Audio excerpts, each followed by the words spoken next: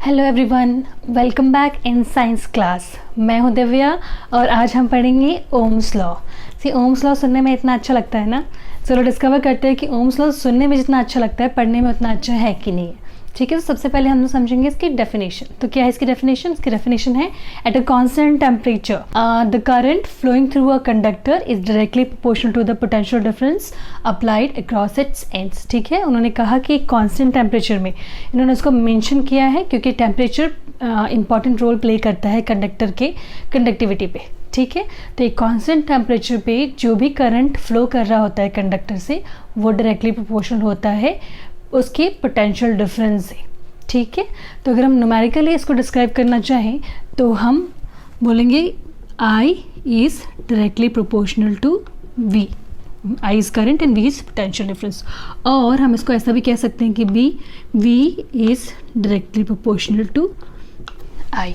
ठीक है, फर्दर अगर हम इसको कांस्टेंट है, ये जो प्रोपोर्शनलिटी कांस्टेंट है उसको R बोलते हैं यानी कि रेसिस्टेंट बोलते हैं, तो हम इसको ऐसा लिख सकते हैं V is equals to R I और I is equals to V upon R। ठीक है, तो ये जो आपका एक्सप्रेशन है दैट्स लाइक ओम्स लॉ। ठीक है, ओम्स लॉ है। ठीक, क्या है इसमें बोला गया है I is equals to V R. तो हम अगर रिलेशनशिप देखेंगे तो I यानी कि करंट डायरेक्टली प्रोपोर्शनल है किसके? पोटेंशियल डिफरेंस के, और इन्वर्सली प्रोपोर्शनल है किसकी? रेजिस्टेंस के। ठीक है, रेजिस्टेंस क्या है हम इसे डिटेल में पढ़ेंगे नेक्स्ट टॉपिक्स में, आगे आने वाले टॉपिक्स में। फिलहाल के लिए मैं बता दूं रेजिस्टेंस क्या होते हैं। वो एबिलिटी है जिससे जो कि करंट को फ्लो करने में अपोज करती है। ठीक है, सपोज करो ये करंट ऐसे फ्लो कर रहा है, सो रेजिस्टेंस इसको पीछे की तरफ पुश करेगी या फिर रोकेगी। ठीक है, हम लोग आगे समझेंगे। तो यहाँ पे आज जो रिलेशनशिप एस्टेब्लिश हुआ है, most of the time question पूछा जाता है कि क्या रिलेशनशिप है आई और वी के बीच में या फिर आई और आर के बीच में। तो हम समझेंगे कि आई जो है यानी कि करंट है वो डायरेक्टली प्रोपोर्शनल है पोटेंशियल डिफरेंस के, यानी कि अगर पोटेंशियल डिफरेंस बढ़ेगा तो करंट भी क्या होगा? बढ़ेगा। ठीक है, अगर रेजिस्टेंस बढ़ेगा तो करंट क्या होगा? कम हो जाएगा। ठीक है, और अगर रेजिस्टेंस कम होगा तो करंट क्या होगा? बढ़ जाएगा। ठीक है, तो ये था ओम्स लॉ। ओम्स लॉ एक बहुत ही इंपॉर्टेंट टॉपिक है और ये एक्सप्रेशन स्पेशली बहुत इंपॉर्टेंट है। बेस्ड ऑन दिस एक्सप्रेशन बहुत सारे क्वेश्चंस पूछे जाते हैं। तो आ गए हम रेजिस्टेंस पे। ओम्स लॉ में हमने डिस्कवर किया था resistance is a proportionality constant. ठीक है, तो क्या है ये रेजिस्टेंस? पहले हम समझेंगे रेजिस्टेंस का लिटरल मीनिंग। वो होता ही रेजिस्टेंस का लिटरल मीनिंग ही होता है अपोज करना। ठीक, सपोज करो कि कोई मुझे पिज़्ज़ा ऑर्डर कर रहा है तो मैं ऐसा बोलती हूँ ना कि I am resisting to take pizza from him और हर। ठीक है, मगर मैं रेजिस्ट कर रही हूँ कि मुझे पिज़्ज़ा नहीं चाहिए। मतलब जनरली कोई भी नहीं करता, बट सी यहाँ पे हमने जो रेजिस्टेंस टर्म यूज़ किया उसका मतलब ही यही था कि मैं अपने आप को रोक रही हूँ पिज़्ज़ा खाने से या फिर मैं उसको अपोज कर रही हूँ पिज़्ज़ा देने से। ठीक है, तो हम समझेंगे इसका डेफिनेशन क्या है। जैसे कि लिखा है, so property of conductor due to which it opposes the flow of current. Again वो प्रॉपर्टी जिससे कि करंट के फ्लो को अपोज करते हैं। ठीक है, हर जो कंडक्टर्स होते हैं उनकी अपनी अपनी प्रॉपर्टी होती है, जिसमें कभी कभी ऐसा होता है कि कहीं पे करंट स्मूथली फ्लो कर रहा है, कहीं पे उतना स्मूथली फ्लो नहीं कर पा रहा। There are some other factors जो करंट के स्मूथली फ्लो को हैम्पर करते हैं और उसको हम लोग रेजिस्टेंस कहते हैं। ठीक है, अगर न्यूमेरिकली हम लोग समझे यानी कि वो उस ओम्स लॉ की रिलेशनशिप से हम उसका मैथमेटिकल एक्सप्रेशन निकालें तो हमें पता है resistance is equals to potential difference divided by current, यानी कि R is equals to V upon I। तो ये जो है ये हमारा मैथमेटिकल एक्सप्रेशन किसके लिए? रेजिस्टेंस के लिए। ठीक है, तो हमने समझा डेफिनेशन। अब समझेंगे हम इसको SI यूनिट। SI यूनिट क्या है रेजिस्टेंस की? ओम है। ठीक है, ओम है the resistance unit of ohm is the SI unit of the resistance और हम इसको डिनोट करते हैं ओमेगा से। ठीक है, ओमेगा को ऐसे बनाते हैं। अगेन अगर हम इसको डिफ़ाइन करना चाहे यानी कि ओम को 1 ओम को हमें डिफ़ाइन करना हो तो हम क्या करेंगे? हम इस डेफिनेशन को यूज़ करेंगे। ठीक है, हमेशा हम इस मैथमेटिकल एक्सप्रेशन को यूज़ करेंगे। हमेशा जब भी ऐसा यूनिट को डिफ़ाइन करना रहता है तो जो मैथमेटिकल एक्सप्रेशन होता है उसे यूज़ करते हैं। तो हम ऐसा कह सकते हैं कि 1 ohm of resistance is equal to when 1 volt of potential difference applied across its ends and having a current of 1 ampere. ठीक है, आ जाओ, डेफिनेशन यहाँ लिखी हुई है कि 1 ohm is the resistance of a conductor such that when a potential difference of 1 volt applied to its ends, a current of 1 ampere flows through it. ठीक है, यानी कि 1 ohm वो क्वालिटी है या फिर वो क्वांटिटी है जो कि तब मिलती है जब एक 1 वोल्ट का पोटेंशियल डिफरेंस हमने उस कंडक्टर को दिया होता है और उस कंडक्टर से 1 एम्पियर का करंट फ्लो कर रहा होता है. ठीक है, मैथमेटिकली हम लोग कहेंगे 1 ohm equals to 1/1 volt divided by 1 ampere और 1 ओम इजिकल्स टू जो भी फॉर्मूला के साथ लिखा हुआ है. ठीक है, तो ये था पूरा रेजिस्टेंस. ऑब्वियसली इसकी डेफिनेशन याद करनी पड़ेगी, ये सारी चीज़ें आपको याद करनी पड़ेगी कि उसकी ऐसा यूनिट क्या होती है, उसको किससे डिनोट किया जाता है, उसका मैथमेटिकल एक्सप्रेशन कैसा है, और अगर रेजिस्टेंस निकाले को बोला गया तो कैसे निकाला जाएगा. ठीक है, so based on this expression जो कि ऑब्वियसली ओम्स लॉ में भी आया था और रेजिस्टेंस में भी आया था, हम कुछ क्वेश्चंस लेंगे. सबसे पहले हम पढ़ेंगे क्वेश्चन. क्या है question? A simple electric circuit has a 30 volt battery and a resistor of 60 ohms. Okay, then what will be the current in the circuit? हमें क्या निकालना है? करंट निकालना है. ठीक है, एज यूजुअल जो कि मेथड होता है, सबसे पहले हम लिख लेंगे कि क्या क्या चीज़ें गिवन है. ठीक है, तो हमें 30 वोल्ट का क्या चीज़ गिवन है? वी यानी कि पोटेंशियल डिफरेंस. ठीक है, 30 वोल्ट का. ठीक है, और क्या गिवन है? आर गिवन है. कितना? 60 ओम्स का. क्या निकालना है हमें? ठीक है, हमारा जो फॉर्मूला होता है वो क्या होता है? We know that I is equals to V upon R. ठीक है, पता था ना ओम्स लॉ से. तो हमारा वी कितना दिया हुआ है? 30 एंड आर कितना दिया हुआ है? 60. ठीक है, हम लोग इसको फर्दर सॉल्व करेंगे तो ये तो ऐसा होता है 3/6 और हम इसको ऐसे लिख सकते हैं 0.5. करंट की यूनिट क्या होती है? एम्पियर. ठीक है, यानी कि current I is equals to कितना है? 0.5 एम्पियर. ठीक है, तो समझ में आया? समझ में आया तो मैं एक क्वेश्चन दे रही हूँ, उसको आप सॉल्व करिए और उसके जो आंसर्स है कमेंट बॉक्स में लिख के मुझे बताइए. तो नेक्स्ट टॉपिक है हमारा factors affecting the resistance of conductor. ठीक है, क्या क्या फैक्टर्स हैं जो कि फ्लो चार्ज के फ्लो को अफेक्ट करती है. ठीक है, सबकी अपनी अपनी प्रॉपर्टी होती है. तो हम लोग सबसे पहले शुरू करेंगे. फर्स्ट जो है हमारा वो है लेंथ, यानी कि ऐसा रिसर्च में या एक्सपेरिमेंट में पाया गया है कि जितना ज़्यादा लेंथ होगा रेजिस्टेंस उसकी उतनी ही ज़्यादा होती है. ठीक है, ये बिल्कुल उस तरीके की है. सपोज़ करो मेरी अपनी कैपेसिटी है भागने की. अगर मुझे कोई बोलेगा 100 मीटर दौड़ लो तो मैं दौड़ लूँगी, लेकिन कोई मुझे बोलेगा कि 1 किलोमीटर दौड़ो, मैं फिर भी दौड़ लूँगी. लेकिन अगर कोई मुझे बोलेगा 10 किलोमीटर दौड़ो तो वो मेरे लिए दौड़ना मुश्किल होगा. सो सिमिलरली कंडक्टर में भी अगर शॉर्ट होती है लेंथ तो वो लोग आराम से फ्लो करते हैं, वेरस जैसे जैसे लेंथ बढ़ती जाती है उनका फ्लो करना थोड़ा सा मुश्किल हो जाता है. ठीक है, सो फर्स्ट जो है जो फैक्टर अफेक्ट करता है वो लेंथ है. इससे हम लोगों ने ये डिस्कवर किया कि लेंथ जितना ही बड़ा होगा रेजिस्टेंस उतना ही ज़्यादा होगा. ठीक है, क्यों? क्योंकि जो रेजिस्टेंस है वो डायरेक्टली प्रोपोर्शनल है लेंथ के. ठीक है, दूसरा चीज़ है वो है थिकनेस ऑफ कंडक्टर. ठीक है, ये बिल्कुल उस तरीके से सपोज करो कि 4 कार हैं.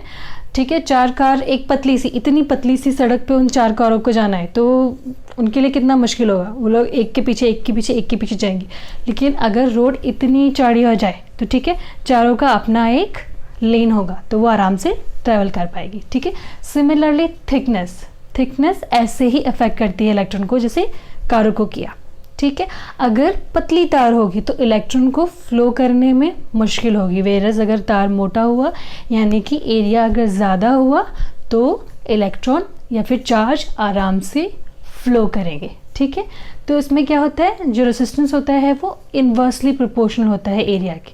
ठीक है, अगर एरिया ज़्यादा है तो रेजिस्टेंस क्या है?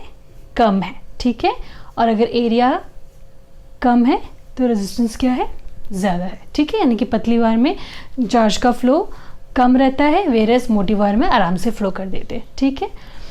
तीसरा है nature of material. See nature of material के बारे में आई गेस हमने तभी पढ़ा था जब हम लोगों ने कंडक्टर्स और इंसुलेटर्स पढ़ा था। हमने कहा था, हमने देखा था कि दुनिया में वैसे बहुत सारे तरीके के एलिमेंट्स मिलते हैं जिनको हमने मेटल्स एंड नॉन मेटल्स में भी कैटेगराइज किया गया है। एंड वी नो कि metals are good conductor of electricity, most of the metals. और कुछ ऐसे मेटल्स, कुछ ऐसे एलिमेंट्स भी हैं जो कि इलेक्ट्रिसिटी को कंडक्ट नहीं कर सकते, ठीक है। जैसे कि सिल्वर हो गया, कॉपर हो गया, एल्यूमिनियम हो गया, क्योंकि ये गुड कंडक्टर्स है तो ये इलेक्ट्रॉन्स के फ्लो को फैसिलिटेट करते हैं, ठीक है। वेरस प्लास्टिक हो गया, वुड हो गई, ये सारी चीज़ें जो हैं वो फैसिलिटेट नहीं करते, उसमें इलेक्ट्रॉन्स का फ्लो एकदम इम्पॉसिबल है। और लास्ट है टेम्परेचर। अगेन जैसे जैसे टेम्परेचर बढ़ता है जो जो करंट का फ्लो होता है कंडक्टर में वो कम होता रहता है।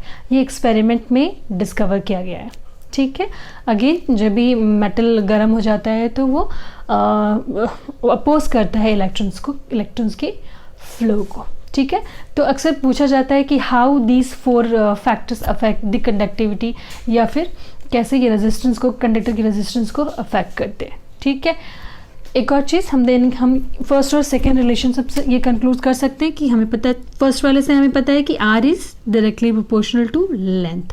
सेकेंड से, फर्स्ट और सेकेंड से हमें क्या पता चला है कि R is inversely proportional to 1 by inversely proportional to area.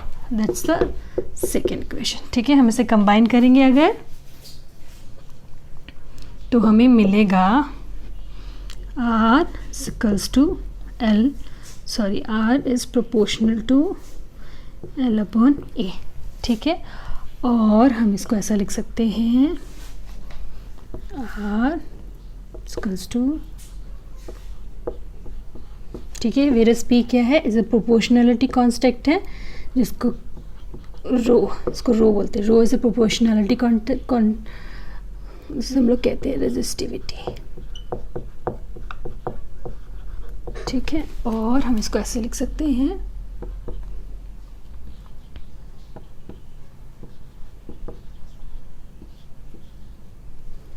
ठीक है। तो ये है हमारा एक और मैथमेटिकल एक्सप्रेशन जहाँ पे हमने निकाला है रॉ यानी कि रेजिस्टिविटी। हम उसको डिटेल में पढ़ेंगे नेक्स्ट टॉपिक में, ठीक है, जो क्या है रेजिस्टिविटी। ओके तो क्या है रेजिस्टिविटी? सही, रेजिस्टिविटी रेजिस्टेंस का मेज़र ही है। तो हम समझेंगे इस एग्जाम्पल से। सपोज़ करो कि हमारे पास एक बहुत ही लंबा सा वायर है, ठीक है, और इसमें से करंट है जो फ्लो कर रहा है, ठीक है। तो करंट फ्लो करने में जितनी भी रेजिस्टेंस पैदा हो रही है उसे हम एज अ होल, इस पूरे होल का क्या कहेंगे, रेजिस्टेंस कहेंगे। लेकिन अगर बोला जाए कि यहाँ से ये इस पर्टिकुलर एरिया का आप रेजिस्टेंस निकालो तो हम उसको बोलेंगे रेजिस्टिविटी, ठीक है। जैसे कि डेफिनेशन में लिखा है कि resistivity is measure of resistance of a given size of a specific material, यानी कि जिससे भी करंट फ्लो हो रहा है उसकी एक पर्टिकुलर साइज़ का या पर्टिकुलर एरिया का जब हम लोग रेजिस्टेंस निकालते हैं तो उसको रेजिस्टिविटी रेफर किया जाता है, ठीक है। हमने इसका न्यूमेरिकली हमने निकाला था कि resistivity is equal to resistance multiply area of conductor divided by length of conductor, ठीक है। न्यूमेरिकली हम लोग उसको ऐसे लिखेंगे, रो, इसको रो बोलते हैं, rho is equals to R into A divided by L, ठीक है। सो बेस्ड ऑन दिस हम एक क्वेश्चन लेंगे कि कैसे रेजिस्टिविटी को निकाला जाता है। हम लोग देखेंगे कि क्या क्या गिवन है, ठीक है। लेट्स सी क्या क्या गिवन है। ओके तो उससे पहले कि हम क्वेश्चन सॉल्व करें, एक टॉपिक जो हम पीछे थोड़ा भूल गए थे वो ये था, हमने नहीं किया था, वो ये था कि रेजिस्टिविटी की एसआई यूनिट क्या होती है, ठीक है। वो हम निकालेंगे कैसे, ऑब्वियसली एक ही रिलेशन है उसको यूज़ करके कि रो इज इक्वल्स टू क्या होता है, R into A divided by L, ठीक है। और rho is equals to resistance की क्या होती है एसआई यूनिट, ओम होती है, ठीक है। एरिया की क्या होती है, मीटर स्क्वायर होती है, ठीक है। और लेंथ की क्या होती है, मीटर होती है।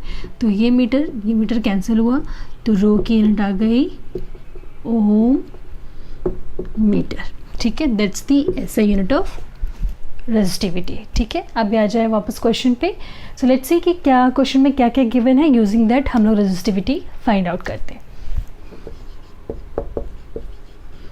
तो हमें गिवन है लेंथ यानी कि L is equals to 2 metre, दूसरा जो हमें गिवन है वो है एरिया, यानी कि 1.7 इंटू 10⁻⁻6 मीटर स्क्वायर। और थर्ड चीज़ जो हमें गिवन है वो है रेजिस्टेंस इक्वल्स टू 2 इंटू 10⁻⁻2 ओम। ठीक है, हम चेक करेंगे, सब अपनी अपनी ऐसा यूनिट में दिए हुए हैं, सो हमें कुछ भी चेंज नहीं करना। यूजिंग दिस रिलेशन हम पुट करेंगे, यानी कि रॉ इक्वल्स टू आर क्या है हमारा, आर है 2 इंटू 10⁻⁻2। ओके, मल्टीप्लिकेशन ए क्या है, एरिया है हमारा 1.7 into 10⁻⁻6 divided by 2 into 10⁻⁻2। This sorry length हमारा ओनली 2 है, लेंथ जो है हमारा वो है 2 है। ठीक है, सो दिस गेट्स कैंसिल, बच्चा क्या, rho equals to 1.7 into 10⁻⁻8 ohm metre.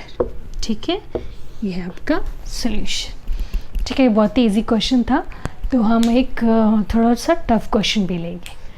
ठीक है, क्वेश्चन में यही पूछा यही है कि एक वायर था जिसका जो रेजिस्टेंस था वो 6 ओम का था, फिर उस वायर को डबल अप कर दिया, तो बताना सेकंड जब हमने डबल अप किया तो उसका रेजिस्टेंस क्या था। ठीक है, तो लेट्स सी पहले गिवन क्या क्या है, सिर्फ एक ही चीज़ गिवन है क्वेश्चन में, वो है R इक्वल्स टू 6 ओम। ठीक है, और क्या पता करना है, R1 दिया हुआ है, हमें R2 पता करना है। ठीक है, तो जब कोई भी चीज़ें दी नहीं है तो हम लोग क्या करते हैं, सपोज करते हैं। सपोज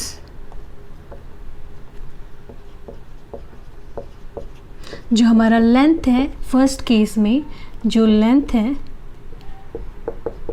वो L है। ठीक है, जो रेजिस्टिविटी है वो क्या है, रॉ है, और जो एरिया है वो क्या है, A। ठीक है, so based on this relationship rho is equals to R into A divided by L। ठीक है, और हम इसको ऐसे लिख सकते हैं, R is equals to rho into L divided by A। ठीक है, पुट करो इस वाले में सारे जो भी वैल्यूज़ हैं, हमारा R क्या दिया हुआ है, 6 दिया हुआ है, रॉ एज इट इज़ रहेगा, L एज इट इज़ रहेगा, और A हमारा एज इट इज़ रहेगा। तो ये है हमारा फर्स्ट केस। ठीक है, अब आ जाओ सेकेंड केस में। सेकेंड केस में क्यों चीज़ें बदल रही हैं, क्योंकि हमारा जो वायर है उसे डबल अप कर दिया गया, यानी फोल्ड कर दिया गया। ठीक है, इन दैट केस जो हमारा लेंथ होगा वो क्या हो जाएगा, लेंथ क्या हो जाएगा, हाफ हो जाएगा, क्योंकि सेम वायर को उन्होंने फोल्ड किया है, तो हो जाएगा 1/2L। ठीक है, R क्या हो जाएगा हमारा, R एज इट इज़ रहेगा, और जो एरिया है, एरिया डबल अप हो जाएगा। ठीक है, putting all this value into this formula, तो हमारा R is equals to rho into जो L है वो L/2 हो गया है, इंटू 1/2A। ठीक है, और हम इसको ऐसा लिख सकते हैं, R is equals to rho into L/4। ठीक है, क्योंकि कंपैरिजन की बात है तो हम क्या करेंगे, डिवाइड सेकेंड बाई फर्स्ट। ठीक है, तो जब हम डिवाइड करेंगे तो ये आएगा ऐसा, is equals to rho into A into L divided by rho into 4A into L। ठीक है, this cancels and this also cancel. क्या बच्चा, R/6 इज इक्वल्स टू 1/4, और R इज इक्वल्स टू आ जाएगा 6/4 इक्वल्स टू 1.5। ठीक है, तो सॉल्व हुआ। ऐसे ही होता है इन सारे केसेस में, जहाँ पे चीज़ें नहीं दी रहती तो हम लोग को सपोज करना पड़ता है। ठीक है, अगर फिर भी कुछ नहीं समझ में आ रहा है तो कमेंट बॉक्स में लिखिए। ठीक है, नेक्स्ट हम समझेंगे कि रेजिस्टिविटी कैसे हमारे लिए यूज़फुल है, एट द सेम टाइम्स क्या होते हैं good conductors, poor conductors and insulators. तो वैसे तो हमने सबसे पहला जो टॉपिक था वो पढ़ा ही था कि कंडक्टर्स एंड इंसुलेटर्स क्या होते हैं, लेकिन अभी हम वापस पढ़ेंगे on the basis of their resistance. ठीक है, कैसा इनका रेजिस्टेंस होता है उस बेसिस पे भी फर्दर डिवाइड किया गया है good conductors and then resistors and then insulators. ठीक है, गुड कंडक्टर्स क्या होते हैं? गुड कंडक्टर्स वो होते हैं जिनका रेजिस्टेंस बहुत ही लो होता है। ठीक है, रेजिस्टेंस लो होने का मतलब होता है कि इलेक्ट्रॉन्स ईजिली फ्लो कर सकते हैं, चार्ज ईजिली फ्लो कर सकता है। ठीक है, तो वो होते हैं लो रेजिस्टेंस एलिमेंट्स। ठीक है, एग्जांपल के लिए जैसे हो गया सिल्वर, कॉपर, एल्युमिनियम। क्योंकि इनका रेजिस्टेंस लो होता है इसीलिए इनको हमारे घरों पे यूज़ किया जाता है इलेक्ट्रिक जो सर्किट्स होते हैं उनमें। ठीक है, ताकि करंट आराम से फ्लो कर पाए। ठीक, दूसरा है रेजिस्टर्स। तो रेजिस्टर्स क्या होते हैं? ऐसे एलिमेंट्स जिनका की रेजिस्टेंस हाई होता है। ठीक है, उनसे हाई, या रजिस्टर से भी ऐसे कुछ होते हैं जिनका और भी ज़्यादा हाई होता है, हम पढ़ेंगे नेक्स्ट। तो इनका कंपैरेटिवली हाई होता है। ठीक है, एलॉयस लाइक निक्रोम और जो टंगस्टन होते हैं इनका रेजिस्टेंस जो होता है वो कंपैरेटिवली हाई होता है। तो क्या करते हैं हम लोग उसको यूज़ करते हैं। जैसे टंगस्टन आप लोग को पता है कि हम लोग बल्ब में यूज़ करते हैं, तो हम जो उसकी हीटिंग कैपेसिटी होती है उसको रिटेन करते हैं। जब वो टंगस्टन जलता है तो हमारे सारे कमरे को कैसे लाइट अप कर देता है। सो हम ये जो उसकी प्रॉपर्टी होती है कि चार्ज के फ्लो को रोक के रखना। ठीक है, जिसकी वजह से टंगस्टन रेड होता है और जो बल्ब क्या होता है? जलता है। सिमिलरली निक्रोम जो होता है इज अलॉय ऑफ निकल एंड क्रोम। ये जो वाटर हीटर्स होते हैं या फिर रूम हीटर्स होते हैं उनमें जो वायर्स दिखते हैं आपको वो निक्रोम के बने होते हैं। अगेन क्योंकि ये हीट को या फिर चार्ज को रिटेन करके रखते हैं, इसी वजह से उसको हीट देते हैं और हम सेक के गर्म होते हैं। ठीक है, तो इसलिए रेजिस्टर्स हमारे लिए यूज़फुल होते हैं। जो थर्ड कैटेगरी है वो है इंसुलेटर्स की। ऑब्वियसली इंसुलेटर्स जो होते हैं हाई, इनफाइनेटली हाई रेजिस्टेंस होता है इनमें, यानी कि चार्ज फ्लो ही नहीं कर सकते नो मैटर व्हाट। ठीक है, तो ऐसी चीज़ों का एग्जांपल है जैसे रबर हो गया या फिर वुड हो गया। ठीक है, आपने देखा होगा जब आपके घर में इलेक्ट्रिशियंस आते हैं तो वो रबर के ग्लव्स पहनते हैं। अगर वो भी नहीं देखा तो आपने देखा होगा वो जो पेचकस होता है, सॉरी प्लास होता है, जो उससे हम लोग जब जो काटते इलेक्ट्रिक वायर्स, वो जो रबर लगाए होते हैं ना वो इसलिए लगाए होते हैं क्योंकि वो उनका जो रेजिस्टेंस होता है वो इनफिनिटली हाई होता है। ठीक है, अब बस तो ये था हमारा आज का लास्ट टॉपिक। नेक्स्ट क्लास में हम लोग पढ़ेंगे कॉम्बिनेशन ऑफ रेजिस्टर्स। ठीक है, वो भी इम्पॉर्टेंट टॉपिक है। So keep watching inside class. Thank you all for watching this video. I hope कि मैंने जो पढ़ाया आपको समझ आ रहा हो और पसंद आ रहा हो, और अगर समझ भी आ रहा है और पसंद भी आ रहा है तो लाइक कीजिए, अपने फ्रेंड्स के साथ शेयर कीजिए और सब्सक्राइब तो ज़रूर ही कीजिए।